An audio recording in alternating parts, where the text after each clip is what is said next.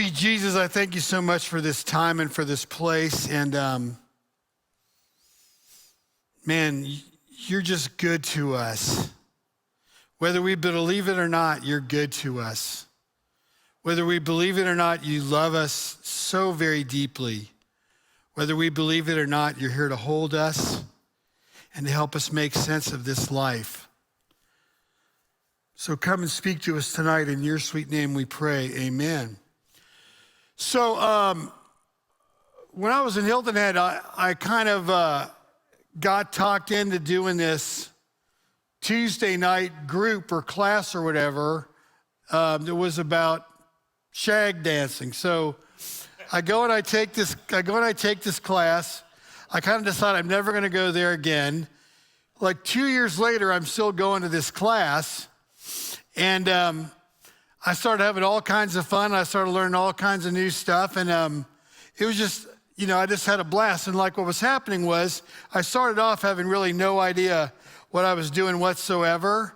And you had to be taught this stuff. And pretty much these were people that had been like doing this 20 some years. So they were like really, really good. And I was really, really bad. But whatever, everybody starts off that thing being really, really bad pretty much, right? That's the way it goes. And so every time I go to a wedding, and we've had like 7 million weddings in our family this year, feels like it, you watch people, eventually the DJ is gonna do like a line dance. So like the people that know what they're doing with line dancing look like superstars, right? Everybody else pretty much looks like an idiot, and they're like looking down at other people's feet, trying to figure out which way to go, what to do. It never really works out good. And the best thing you can do is kind of enjoy yourself, and 5 minutes later it'll be over, right? That's the way it goes. But most people don't really know. Most people don't. I'd say 45% of the people that are out on that floor don't really know what they're doing. Like they're just trying to look around at everybody else. The thing about that is, if you enjoy, when it comes to learning how to shag or learn any other kind of dance, whatever dance you like, if you enjoy not knowing what you're doing, dancing is a lot of fun. If you want to be in control of everything all the time, and you don't want to be embarrassed or whatever by stuff not knowing what you're doing, dancing will not be a lot of fun for you. How do you get to a place where you can get to a comfort with not knowing what you're doing? Because most of us are wired to feel like we're fated to our best function. Like we kind of go, well, like this is the dance I do. If you watch people, back to dancing, if you watch people dance, like, they decide they like a certain song. They like a certain song because they can dance a certain way to that song, and they dance a certain way to that song based on what they know. They may not dance it well, but it's what they know, right? It's some little step deal they've come up with, and they dance to what they know. And people get comfortable with that. We're a lot like that. I really think we're very much like that because we get comfortable with the steps that we think are steps that make sense to us, steps that are good for us, steps that make us look good. It's kind of like, well, I do what I do. Every time I dance, this is what I do. I do what I do. It's like, how do you get to a place of breaking a rhythm in your life that is negative to you and for you? How do you get out of this sort of unhappy, bad dance? It's kind of like I was talking about the line dancing. How do you get out of this unhappy, bad dance? And I create the same bad dance in a lot of cases over and over and over again because this dance move is kind of like the only one that I know. And I'm comfortable with it because it's familiar. And it's familiar because it's familiar to me. It might not be familiar to you, but it becomes a comfort zone for me. And here's what happens then. Negative rhythm produces or extends or even compounds compulsive thinking or behaviors. True?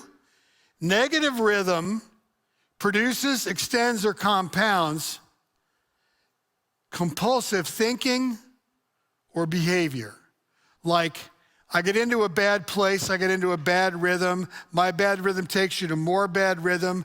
My bad rhythm is the only rhythm that I know. And until somebody or me, until I either get to a place where I'm willing to interrupt that rhythm, or somebody else lovingly interrupts that rhythm with me and I accept their interruption, I'm gonna keep doing that. It's kind of like having what you would call the wounded bird syndrome. You know, like I'm always a victim, things are always bad for me, things are always unfortunate, things always go poorly all the time. I always have yet another story to tell you about all of my unfortunate circumstances. Or the boomerang effect. You know, the boomerang effect says this: I always come back to what I know. So whatever is familiar to me, whatever I know, whether it's positive or not positive, whether it's healthy for me or not healthy for me, I always come right back to it, right? That's what I do. That's the boomerang effect. The boomerang effect takes me to a common place. Not necessarily a good place, but to a common place. Is a common place, is what I'm used to, actually a healthy place for me? That's what we got to ask ourselves. That's what we got to try to figure out a way to figure out and how much time do I spend in my own life always getting to the halt and the never, getting to the always and the never, always and never, always and never, always and never. How does that take me to the wounded bird syndrome? I always do this, I never do this, I can never get there, I can never get here, I always get here, I always get there. It takes me to this word, halt. If I'm hungry, if I'm angry, if I'm lonely, or if I'm tired, I had to think hard about why I'm having those emotions, why I'm having those thoughts, what they're doing inside of me, how they're holding me captive, what's important about those emotions of hungry, angry, lonely, or tired. They all create different experiences in me. They all create different levels of emptiness in me. They create different levels of frustration. And what am I going to do with them? So I end up having these negative rhythms. You can imagine yourself out on the dance floor dancing the opposite of what the music is. That would be like a negative rhythm. And with those negative rhythms, I got a couple things that I'm going to try immediately. Number one, I'm going to try to fix them. I'm going to try to dance to the tune for a while if I possibly can. And number two, I'm going to use ambition to try to get there. Both of which are going to take me to a place of failure. You know, and why is that going to happen to me? Well, it's going to happen to me because the last thing I need to do is have more ambition, and the last thing I need to do is try to fix what's going on by myself. What I really need to do is figure out what God is trying to say to me, what God is trying to do with me, and how God is trying to release me from me. It's probably true that when I get to a negative rhythm, I have a performance approval going on in my life, like I'm trying to find a way to be okay, to be better, to make him happy, to make her happy, to make them happy, to get this right, to get that right, to do all these things that are going to be right for me. And I'm going to be frustrated with that because that approval that I'm looking for, I'm probably not getting it from the people that, are healthy for me. That's probably true. And also, I'm probably not getting it from me. When I believe that I can be by myself the very best at my own recovery, I'm pretty much in trouble. When I believe that nobody else can speak into me, that nobody else needs to, that I don't need any kind of a fellowship, that I don't need any kind of a relationship, any kind of set of relationships, any kind of trust. I don't really need to trust anybody. I just need to trust me. That's really not the very best of recovery. The very best of recovery says this: it's all about progress and not perfection. Well, how do I break a negative rhythm? Well, the way I break a negative rhythm is to own it. It's kind of like, it sounds like we are owning a negative rhythm and we say, well, I'm nicer when I use. I'm nicer when I A, B, C, D, E, whatever my compulsion of choice is. I'm nicer and better when I do A, B, and C. We want to believe that the only dance we know is the dance that brought us to that place. And we keep trying to use that dance. But when you're going to break into a negative rhythm, here's several things you got to know. The first thing you got to know is that your teachability is required. Teaching is required, and your teachability is required. Like in order for you to get past a negative rhythm, you got to be willing to be teachable. You got to be willing to say, man, there's stuff I got to learn.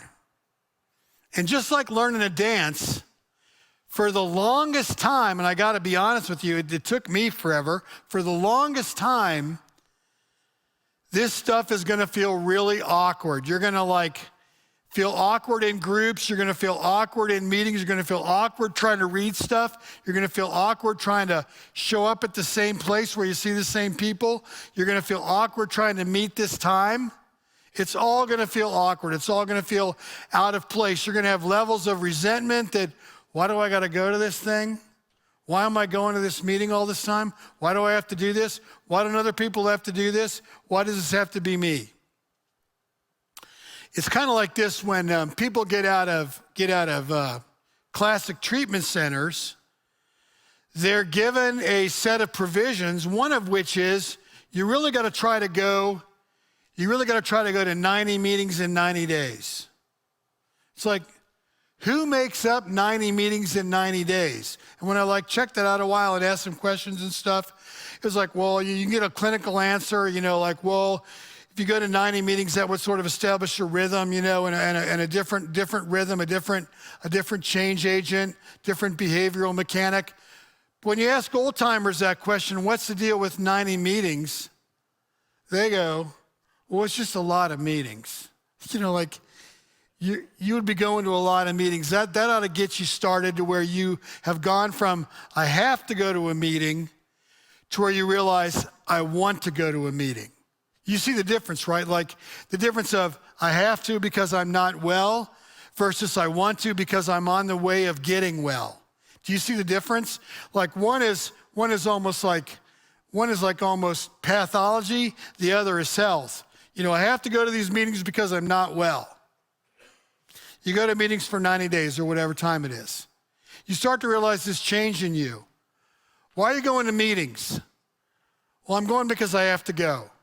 45 days later, why are you going to meetings? Well, I go because they make me feel better. They make me feel better. I remember going to Al-Anon meetings, and there was nothing about them that made me feel better. There was nothing about them that was comfortable. There was nothing about them that I felt good about. I felt awkward there. I felt like I didn't belong there. I felt all the things.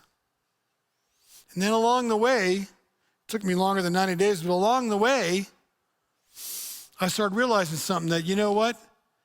This right here, this group right here is really home for me.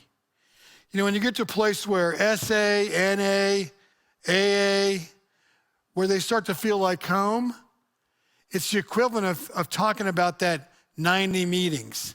Like when I develop a comfort that I belong here, I need to be here.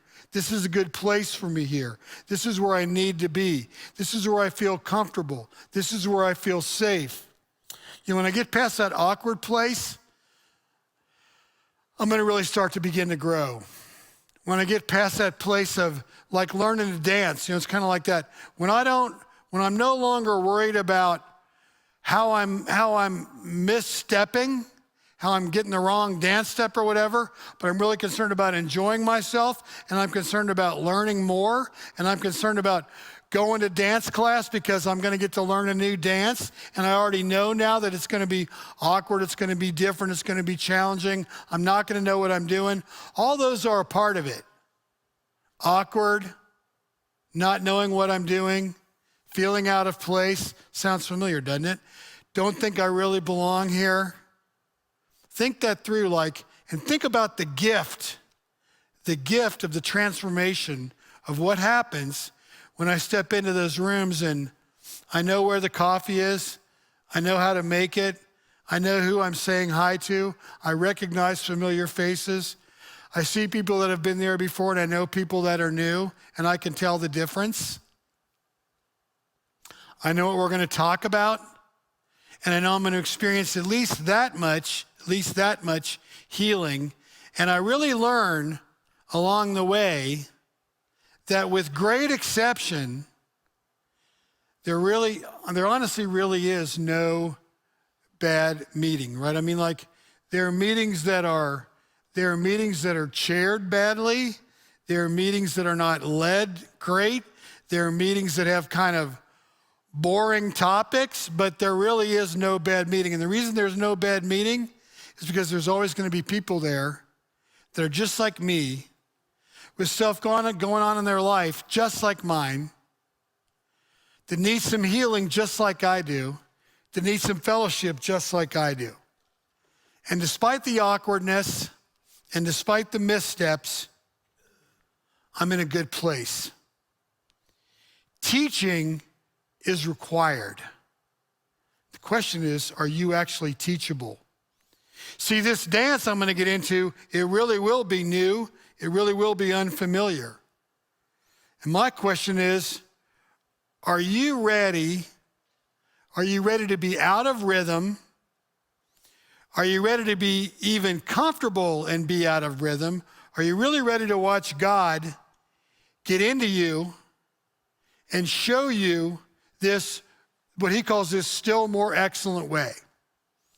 You know, when you get there and you're not resisting and you're not defending and you're not putting off and you're not put out and you're not put anything, you're in a good place. Because then, whether you know it or not, God's going to start speaking to you. And then you're going to start realizing that I really am in a good spot. This is an important place for me to be. God wants me to be here because he wants to love me tonight. And I'm in the right place at the right time. And I know I'm in the right place at the right time because I actually hear God speaking to my heart. Like, you know what that's like? Do you know what that could be like? Like, maybe it's true for you that you haven't felt like God spoke to your heart in 100 million years. Maybe that's because you found a way to like have him on the outside. Maybe you've successfully blocked him from getting into you. Maybe somewhere along the way right now, he's starting to take you by surprise. I don't know. I know it's a good feeling. I know it's a scary feeling, but I know it's a good feeling to have. Here comes God speaking truth, speaking into us. And rather than it being, like if you think of a circle, rather than it being me trying to defend myself in what I know about myself and the way I know myself to be, I start watching God move from the inside of me out, and I watch myself start to be influenced from the inside out with the love of God and Jesus. It's going to take me by surprise. It's probably going to really kind of be shocking for me along the way. If you'll let him, you're going to begin to see this happen. Maybe not tonight, maybe not tomorrow, but if you'll let him, if you'll let that happen in your life, you're going to see God start to make that happen. That's what it means to be like out of my rhythm and into God's rhythm. Out of my music and into God's music. Out of my dance and into God's dance. What an incredible dance that would be. Like, can you imagine that tonight you came in here dancing with yourself, dancing with your stuff, dancing with your failure, dancing with your fear, dancing with whatever history brought you here? And maybe in a few hours you're walking out of here starting to dance with God. What do you think that would be like? What if it's not in a few hours, but it's in a few weeks? What if it's in a few days? What if you could leave here knowing that just the possibility existed that you could actually dance with God? You know you're being led in the Spirit when you have no idea where you're going, but you do know who you're going with. Anybody ever been there? You have no idea where you're going. You have no idea whatsoever where God is leading you. But you do know, whether you want to or not, you do know that it is God. You do know that God is starting to walk with you. You do know that God has you firmly by the hand. And somewhere inside of yourself, you know that because God is good, where God is going to take you is going to be good. I don't know where I'm going. I don't know where I'm going to end up. I don't have any control over how it's going to look. I don't have any control over where it's going to be. But I know who's going to meet me there. And I know the one that's going to meet me there is going to be the same God that has taken me by the hand all that way, step by step by step by step. And I know I can trust him because I know his steps are trustable and worthy. I know his love for me is trustable and worthy. I know his direction for me is trustable and worthy. I know he would never leave me or forsake me. That's trustable and worthy. I know that he will never leave me alone. That's trustable and worthy. I have confidence in the love that God has for me. And that simple phrase that he sees me, he sees you as this apple of his eye. He sees you that way. He sees you as priceless in his sight. He sees you as incredibly priceless in his eyesight. That's how he sees you tonight. In you, Lord, have I taken refuge. Let me never be put to shame. Deliver me in your righteousness. Turn your ear to me. Come quickly to my rescue. Be my rock of refuge, a strong fortress to save me. Since you are my rock and my fortress, for the sake of your name, lead me and guide me. Keep me free from the trap that is set for me, for you are my refuge. Here's what Jesus said, we'll be saying in about a week. Into your hands I commit my spirit. Deliver me, Lord, my faithful God. It comes from Psalm 31. So next we're going to share a service, a communion service. It'll be different. It'll be like kind of a Maundy, Thursday service. If you don't know what that is, come and be a part of that. You're going to find it to be a pretty powerful start to what we're going to be doing for Easter. And we'll start that service at 6:30.